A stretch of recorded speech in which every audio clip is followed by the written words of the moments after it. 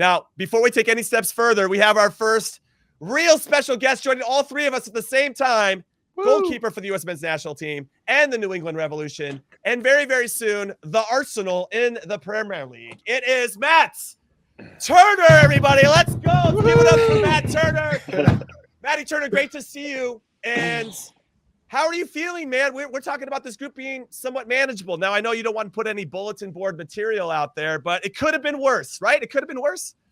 I'm not going to put out any bulletin board material. Yeah, listen, any group that you get put into in the World Cup, it's going to be a dogfight from start to finish. So it's nice to be able to see a pathway forward, and one game at a time. We got to see who we're going to play first in those those other playing games. I like that. Hey, Go ahead, I'll ask you on that. If you were wondering going into, the locker room at Arsenal soon, if you needed to have anything in common, you now do. You're going to have a few of your upcoming foes and a very short time for you to get to know them. So I'll make sure that I send you over some details of some of the problems that they had at the Euros, maybe a few of them, whatever, just to give us a little bit of that edge. But just generally, I saw your post after the team qualified, and have you not ever thinking that you were going to be part of this journey? I mean, what is it like for you now? Obviously, you go from qualifying, we finished qualifying on a loss, which had a little bit of mixed emotions, to now the draw, right? Does it feel more real now that you actually know that there's a draw in this situation? Totally. First of all, on the first thing you're saying, it's actually amazing that we drew England. For me, off the field, it's just an instant connection that you're going to have with guys in the locker room to help you sort of get assimilated, get connected, and create that vibe and that bond. And I'm sure it'll help Ashley and I, settle into the country a little bit, because you have that thing in common, which is really, really nice. And in terms of the watching the show, it was honestly I try to keep it cool, but that was the first time I really geeked out, watching the draw, feeling like I was a part of it. My fate was sort of at stake and who we're going to draw. And that was the first time that I really felt like, wow, I'm a part of this. This is amazing. This isn't a normal thing for people to achieve and accomplish.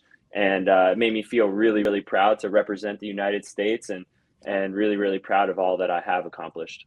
Well, I'm proud of you on how far you've come. But I think it's going to be pretty unique for you to be heading to England, playing for your dream club. Now you get them in the World Cup, but playing time is really what everyone's concerned about. You look at Zach Steffen, you look at you're the two number ones. I look at it as that. It's not 1 and 2, it's your two number ones.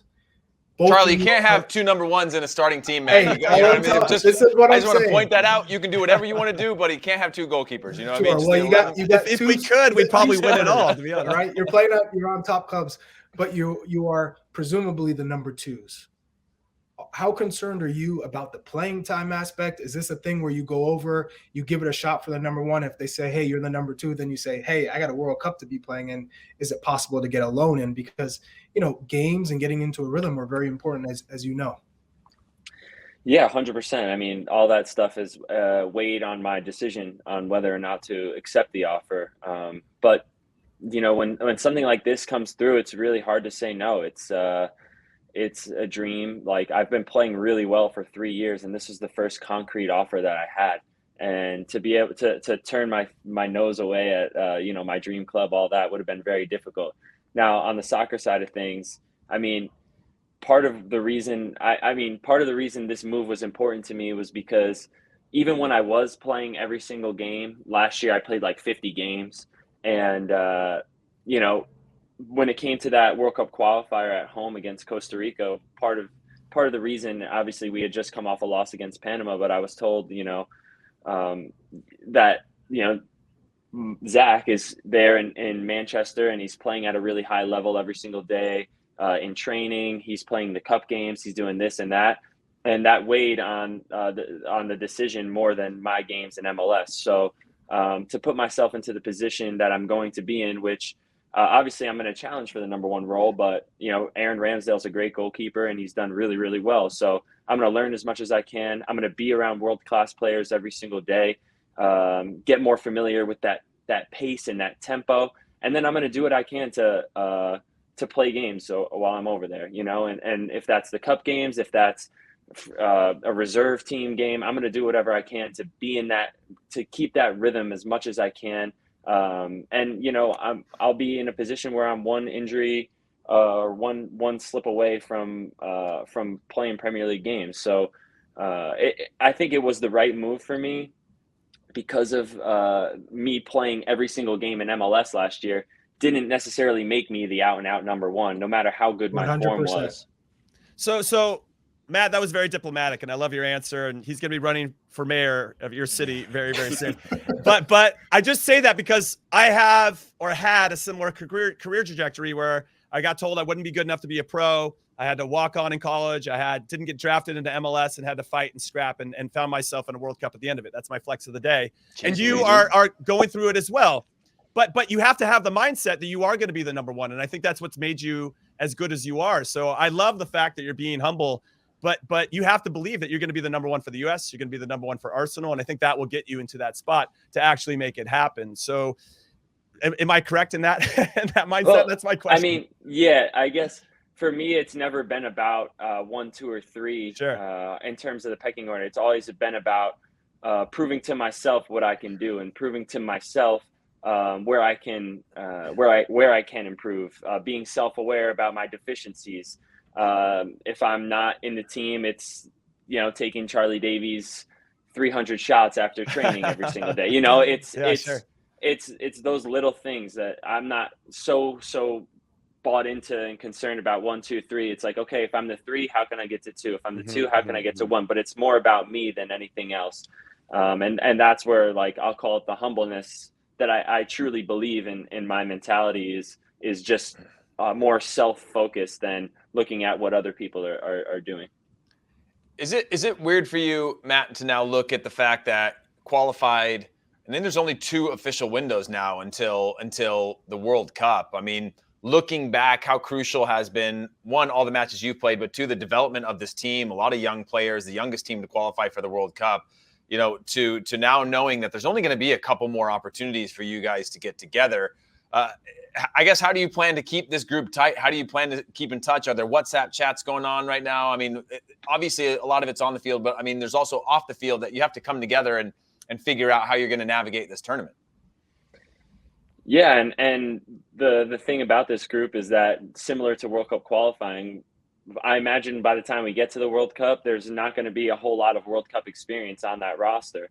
So I think we'll take the lessons we learned from World Cup qualifying in that first window in particular, which is this stuff is no joke. And we can't just stroll out there thinking that we're the U.S. and that we're better than whoever we're playing against. You have to go out there and fight for your country, fight for your lives every single game, because as the U.S., you do have a target on your back. And I think that we learned that throughout the process of qualifying. It's that you can't take any games off. And in a World Cup, all those mistakes, anything is just multiplied by 100. So it's going to be great for this group to go down there together, and everyone's really close. A lot of those guys all sort of went through those youth national teams together, so everyone's really, really tight and close knit. And it's weird saying that I'm a wily veteran on this team. Like, I'm one of the oldest guys out there, so it's pretty cool to sort of be like a father figure to all these kids. Looking at this past window, I know you're injured. You're seeing like you're on the precipice of qualifying for a World Cup. So it happens, but it happens in just a kind of strange manner. You get the result in Mexico, which is huge. Probably should have got 3 points. The massive win at home against Panama, but then that kind of lame loss to Costa Rica, even though you qualified. Looking at this group, how far they've come, what's the biggest deficiency?